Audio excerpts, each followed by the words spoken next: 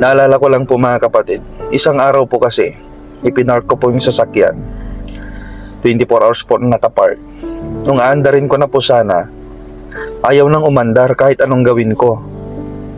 Sinubukan naming palitan yung battery at yun, praise God, umandar. Nakapunta kami doon sa pupuntahan namin.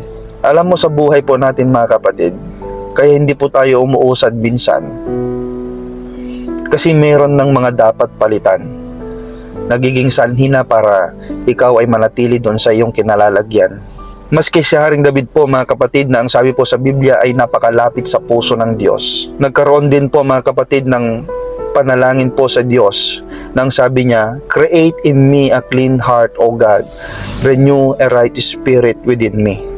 So aminado mga kapatid si Haring David na yung mga ginawa niyang kasalanan sa Diyos ay hindi kaaya-aya. Naging sanhi upang yung puso niya po mga kapatid ay masira, kaya kailangan niya po ng bagong puso. Ano po ba yung mga nagawa ni Haring David? Si Haring David po mga kapatid, habang siya po ay nakatayo po sa balkoni ng kanyang palasyo, nakita niya po na naliligo po si Bathsheba. Si Bathsheba po mga kapatid ay mayroon pong asawang sundalo. Nagkaroon po ng desire po si Haring David na makuha itong si Bathsheba.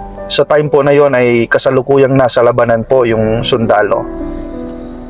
At dahil hari siya, nakuha niya yung gusto niyang makuha.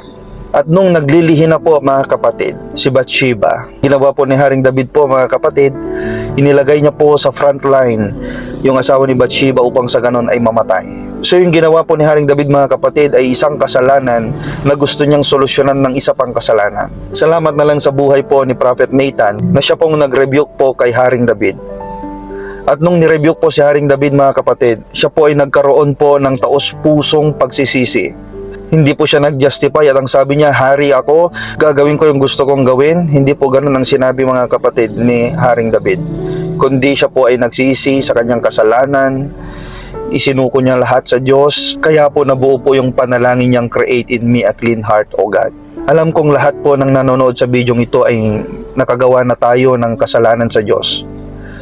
Sabi po ng Romans 3:23, wala pong nakaabot sa pamantayan ng Diyos, lahat po tayo nagkasala. At alam kong alam mo na labag po yan sa kalooban ng Diyos. Alam niyo po ang Diyos ng kalangitan, pag tayo po ay lumapit ng taos puso, hindi po tayo itataboy ng Diyos. Basta't aminin lang po natin ang ating mga kasalanan, kagaya po ni Haring David, hindi na po niya itinanggi, kundi namin niya, humingi siya ng tawad at humingi siya ng bagong puso. Nawa po mga kapatid, lahat po tayo magkaroon po ng ganitong desire. Bagong puso, dalisay na puso, tapat na puso, at pusong walang ibang hangad, kundi ang luwalhatiin ng Diyos. Purihin po ang Diyos na buhay. God bless you all.